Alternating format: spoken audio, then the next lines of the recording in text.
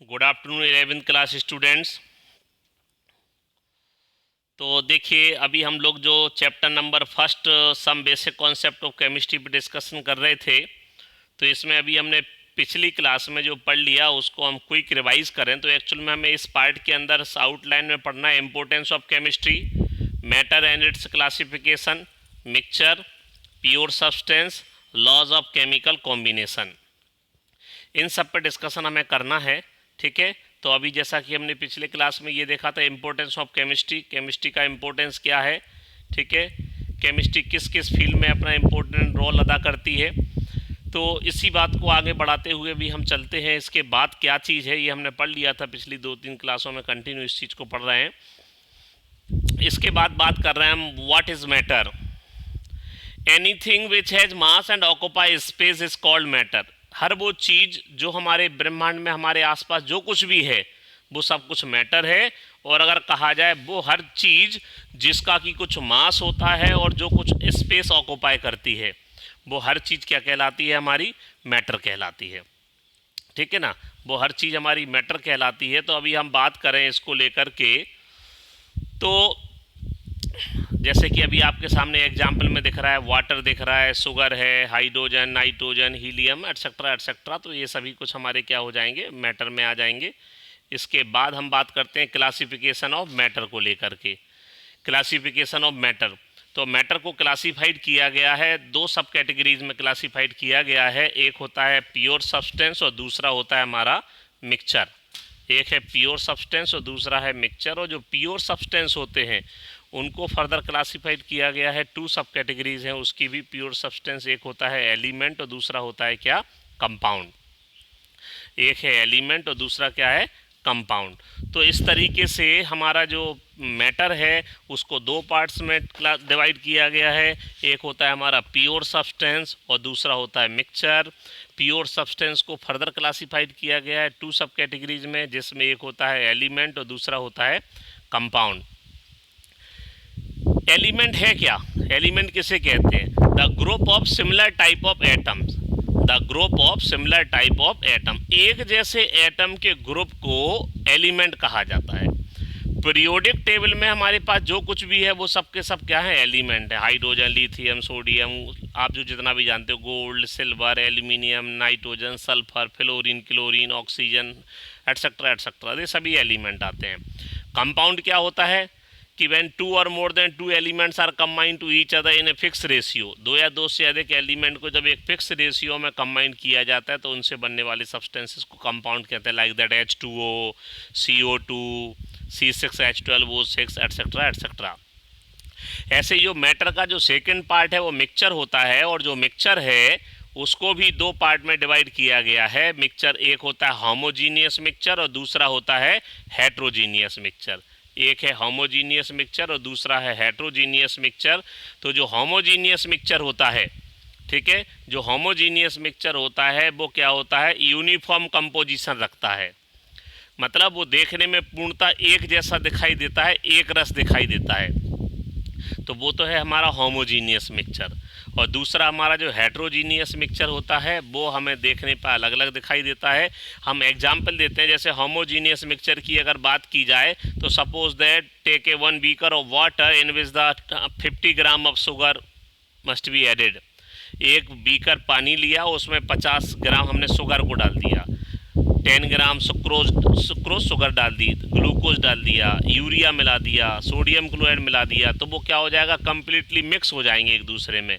ठीक है, होमोजीनस हो जाएंगे। अगर हम हिंदी की बात करें तो वो क्या हो जाएगा, समांग हो जाएगा, बिल्कुल देखने में एक जैसा दिखाई देगा, तो उसे हम होमोजीनियस कहेंगे।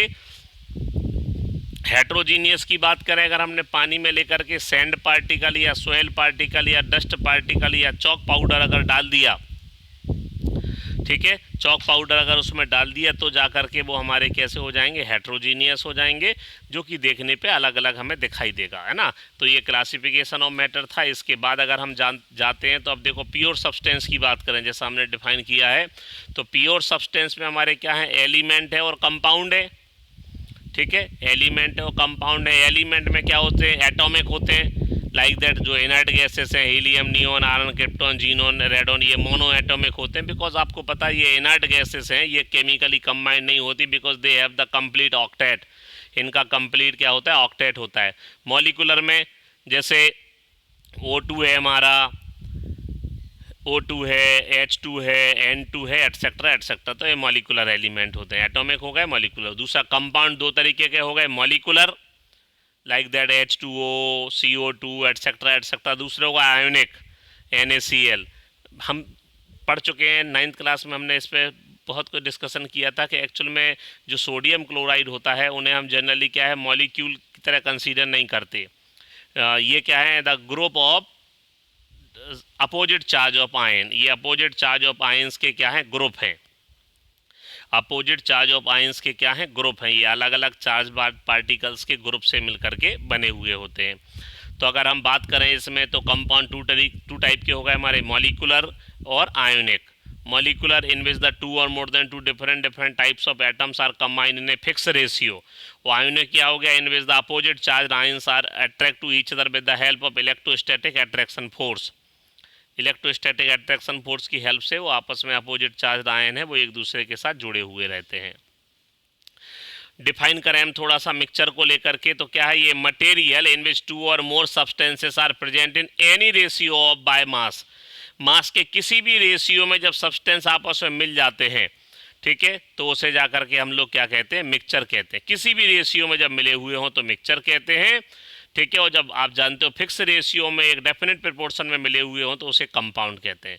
ये material in which two or more substances are present in any ratio by mass is called mixture. Mixture are also or two types, first one is the homogeneous that mean uniform composition, जैसे red शरबत रूह अफ़ज़ा हो गया, पानी में मिला दिया आपने, ठीक है। और हेट्रोजीनियस मिक्सचर आपके सामने दिख रहा है, नॉन यूनिफॉर्म कंपोजिशन आप देख पा रहे हो जिसमें देखिए डिफरेंट कलर के आपको बॉल दिखाई दे रहे हैं, ठीक है। तो ये हो गया हमारा हेट्रोजीनियस हो गया।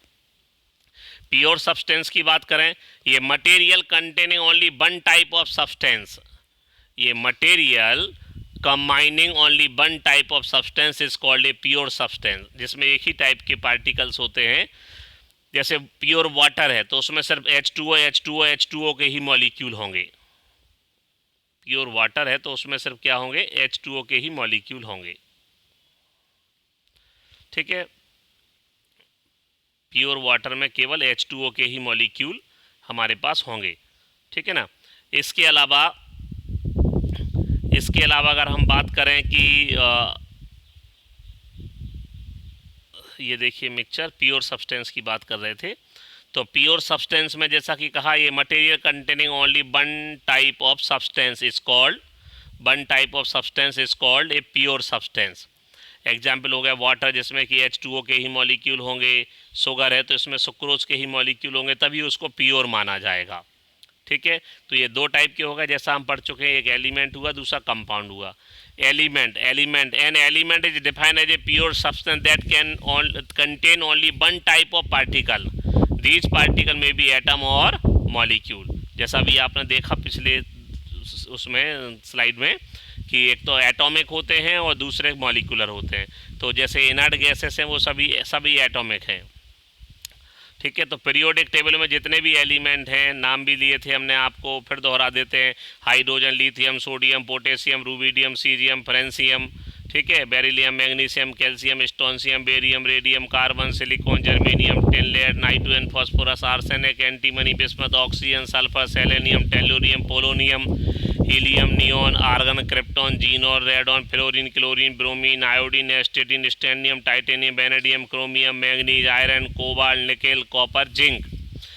तो ये सभी के सभी हमारे क्या हैं, सब एलिमेंट हैं जो कि पीरियोडिक टेबल में है हमारे। आप जैसा कि सामने एग्जाम्पल देख रहे हो, एक H2O मॉलिक्यूल को ड्रॉ किया गया है जिसमें H2O मॉलिक्यूल है, एक ऑक्सीजन और दो हाइड्रोजन के कॉम्बिनेशन से बना हुआ है। अब बात करते हैं हम state of matter. According to the physical properties we know that the matter are classified in three subcategory according to the physical properties. First one is the solid, second one is the liquid, तो third one is the gas. तो solid क्या है, एक particular specific shape होता है, एक particular मास होता है। लिक्विड है, उनका शेप कंटेनर के शेप के अकॉर्डिंग हो जाता है, जैसा कंटेनर का शेप है उसी के अकॉर्डिंग आपका लिक्विड का शेप हो जाएगा, फ्री सरफेस होता है, फिक्स वॉल्यूम होता है, गैस जो है वो उसी कंटेनर के अकॉर्डिंग उसका शेप होगा, उसी कंटेनर के अकॉर्डिंग उसका वॉल्यूम होगा। ये देखो छोटी सी बातें हैं, ये बेसिक चीज़ें हैं जो आपने ऑलरेडी पढ़ रखी हैं, है ना, लेकिन बस यहाँ रिवाइज कर रहे हैं। सॉलिड के बारे में थोड़ा सा बताया जा रहा है, जल्दी जल्दी करेंगे इस बात को। ये substance is said to be a solid if it possess a definite volume and definite shape. उस सब्सटेंस को सॉलिड कहा जाता है जिसका एक डेफिनेट वॉल्यूम होता है और एक डेफिनेट क्या होता है, शेप होता है। ठीक है, एक डेफिनेट वॉल्यूम एक डेफिनेट शेप होता है, उसको हम लोग क्या कहते हैं, सॉलिड कहते हैं। शुगर हो गया, रॉक हो गया, table etcetera etcetera. In solid the constituent particle are held very close to each other. किसी भी सॉलिड सब्सटेंस में जो कंस्टिट्यूएंट पार्टिकल हैं वो बहुत स्ट्रांगली अट्रैक्ट होते हैं, बहुत एक दूसरे के क्लोज रहते हैं। ठीक है, और there is not much freedom of movement. इनमें फ्रीली मूव करने के लिए स्पेस अवेलेबल नहीं होता, ये फ्रीली मूव नहीं कर पाते कि कहीं भी ये मूव करने लगे, ऐसा इनमें नहीं होता। ओके, इसके बाद की जाए लिक्विड की बात करें, ये substance is said to be a liquid if it possess a definite volume but no definite shape. एक डेफिनेट वॉल्यूम होता है लेकिन उनका कोई डेफिनेट शेप नहीं होता। They take up the shape of vessel. ये जिस कंटेनर में जिनको रखा जाता है उसी के अकॉर्डिंग ये अपना शेप डिज़ाइन कर लेते हैं, जैसे कि वाटर हो गया, मिल्क हो गया, पेट्रोल हो गया, मरकरी हुई, एटसेट्रा एटसेट्रा। ठीक है, तो ये जा कर के हमारे क्या करते हैं, उस कंटेनर के अकॉर्डिंग शेप ले लेते हैं जिसमें कि इन्हें कंटेन करके रखा जाता है। गैस, ये substance is said to be a gas if it neither possess a definite volume nor a definite shape. ना ही उनका डेफिनेट वॉल्यूम होता है, ना ही उनका डेफिनेट शेप होता है। जिस कंटेनर में रख दो उसके पूरे फ्री स्पेस को वो ऑक्यूपाई कर लेते हैं।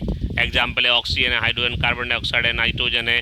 इन gaseous matter the particle are far apart as compare to those present in solid और लिक्विड के कंपेरेटिव जो गैसियस सब्सटेंस होते हैं उनके पार्टिकल जो हैं वो एक दूसरे से क्या होते हैं, बहुत दूर दूर रहते हैं as compare to solid and liquid. ठीक है, नेक्स्ट में हमारे क्या आ गया, law of chemical combination. Actual में इनको डिलीट कर दिया गया अकॉर्डिंग टू सिलेबस, लेकिन हम ये चाहेंगे थोड़ा आपके सामने इन पीपीटीज को रखें जिससे एटलीस्ट इनके स्टेटमेंट को आप एक बार जानें। क्योंकि देखिए ये बात सही है कि अभी डिलीट कर दिया क्योंकि ये कोविड-19 की प्रॉब्लम थी, लेकिन आप याद रखिए कि इन फ्यूचर जब आप किसी कॉम्पिटिटिव एग्जामिनेशन की प्रिपरेशन करोगे, क्योंकि 11th का टारगेट सिर्फ इतना तो है नहीं कि हमें 11th क्वालिफाई करना है, आपका टारगेट आगे ज़रूरी होगा। तो उसमें क्या होगा कि जब आप आगे जा कर के पढ़ोगे तो फिर ये टॉपिक कहीं ना कहीं आपको प्रॉब्लम क्रिएट करेंगे अगर आप इनके बारे में नहीं जानते। इसलिए ठीक है ये हमारे सिलेबस में से रिमूव कर दिया गया, लेकिन हम चाहेंगे एटलीस्ट स्टेटमेंट तो आपको पता रहे कि लॉ ऑफ केमिकल कॉम्बिनेशन होते क्या है ये चीज़। तो देखिए जैसा 9th में पढ़ा था, हम फिर रिवाइज करें यहाँ पर कि जो laws chemical combination, that mean कभी भी कोई केमिकल रिएक्शन जब होती है और रिएक्टेंट रिएक्ट होकर के प्रोडक्ट का फॉर्मेशन करते हैं, तो उन रिएक्टेंट को रिएक्ट होने के लिए कुछ रूल्स को ऑबे करना पड़ता है। हर एक चीज़ में कुछ रूल्स होते हैं, कुछ लॉज होते हैं। तो जिन लॉ के अकॉर्डिंग केमिकल रिएक्शन होती है उन्हीं लॉ को लॉज ऑफ केमिकल कॉम्बिनेशंस कहा जाता है। फर्स्ट है law of conservation of mass. इन्हें chemical reaction mass can neither be created not destroyed. किसी भी केमिकल रिएक्शन में ना तो मास को क्रिएट किया जा सकता है ना ही उसको डिस्ट्रॉय किया जा सकता है। हम ज़्यादा डिस्कशन नहीं करेंगे, बस हम चाहेंगे कि आप इनके स्टेटमेंट को थोड़ा सा लर्न करके रखें, आप जानकारी रखें कि इन्होंने क्या कहा था। सेकंड है लॉ ऑफ कांस्टेंट प्रोपोर्शन। तो कहा गया in a chemical compound the elements are always present in the fix ratio by mass. कि in a chemical compound the elements are always present in the fix ratio by mass. तो mass के according always a fix ratio में रहते हैं, है ना। किसी भी कंपाउंड जैसे CO2 है तो कार्बन और ऑक्सीजन का जो मास होगा H2O है, तो हाइड्रोजन और ऑक्सीजन का जो मास होगा वो क्या होगा, फिक्स रेशियो में होगा। H2O that mean 2:16, that mean 1:8। तो वाटर कहीं से भी आएगा, किसी भी सोर्स से आएगा, किसी भी टेक्निक से होगा, किसी भी बनेगा, तो उसमें हाइड्रोजन और ऑक्सीजन जो मास के अकॉर्डिंग ऑलवेज 1:8 में रहेंगे। नेक्स्ट देखिए लॉ ऑफ मल्टीपल प्रोपोर्शन। थोड़ा स्टेटमेंट बस याद रखेंगे आप इसको।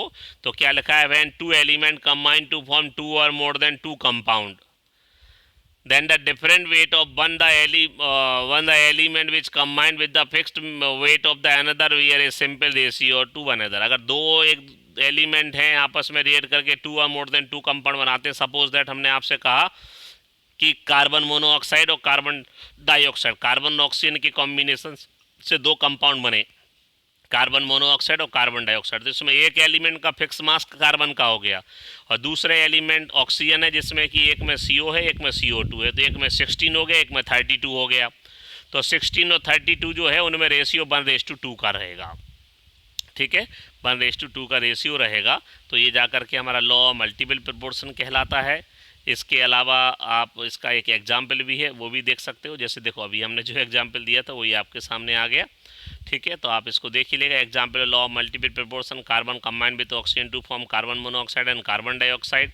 और आप देख पा रहे होगे जो कार्बन मोनोऑक्साइड है, ठीक है, जो कार्बन मोनोऑक्साइड है उसमें आप कार्बन और ऑक्सीजन में रेशो 12 और 16 का होगा, CO2 में 12 और 32 का होगा। तो जो ऑक्सीजन है उनका रेशियो 16:32, दैट मीन 1:2 हो गया। 16:32 तो 1:2 हो गया। तो सिंपलेस्ट रेशियो में रहते हैं। लॉ ऑफ गैलूसा का लॉ ये कहता है कि जब गैसें रिएक्ट आपस में करती हैं तो उनमें एक सिंपलेस्ट रेशियो होता है और उनके कॉम्बिनेशन से बनने वाला अगर कोई प्रोडक्ट भी गैसियस है तो वो भी उन रिएक्टेंट स्पीसीज के एक सिंपलेस्ट रेशियो में रहेगा। जैसे आप देख रहे हो हाइड्रोजन 1 मोल है, क्लोरीन 1 मोल है और उससे बनने वाला HCl 2 मोल है, ठीक है। क्लोरीन 1 मोल हो गया, 1 मॉलिक्यूल हो गया, आप 1 मोल मानिए, और 1 मॉलिक्यूल हाइड्रोजन हो गया वो भी 1 मोल है, लेकिन HCl जो बने वो 2 मॉलिक्यूल बने। तो इनमें रेशियो क्या हो गया, सिंपलेस्ट रेशियो 1:2 लिखा है। So the ratio is H2Cl2 ratio HCl 1:2। तो ये हमारा जब उन्होंने ये कहा जब गैसें आपस में रिएक्ट करती हैं तो उन रिएक्टेंट में सिंपलेस्ट रेशियो होता है और उनके कॉम्बिनेशन से बनने वाला प्रोडक्ट भी अगर गैसियस हो तो उसमें भी एक सिंपलेस्ट रेशियो ही होगा। एवोगैड्रो लॉ क्या कहा गया, equal volume of all gases under similar condition, temperature और प्रेशर की सिमिलर कंडीशन में एक जैसे वॉल्यूम में कोई भी अलग अलग आप गैसें ले लो, कोई भी अलग अलग तरीके की आप गैस ले लो, बस कंडीशंस टेम्परेचर और प्रेशर की एक जैसी हो, ठीक है, सिमिलर इक्वल वॉल्यूम ले लिया जाए तो उसमें नंबर ऑफ मॉलिक्यूल्स भी क्या होते हैं, इक्वल होते हैं। गैस कोई भी हो, बस एक जैसे टेम्परेचर पे ली गई हो, एक जैसे प्रेशर पे ली गई हो और एक जैसा वॉल्यूम हो, तो उसमें टोटल नंबर ऑफ जो मॉलिक्यूल होंगे वो भी कैसे होंगे, एक जैसे होंगे।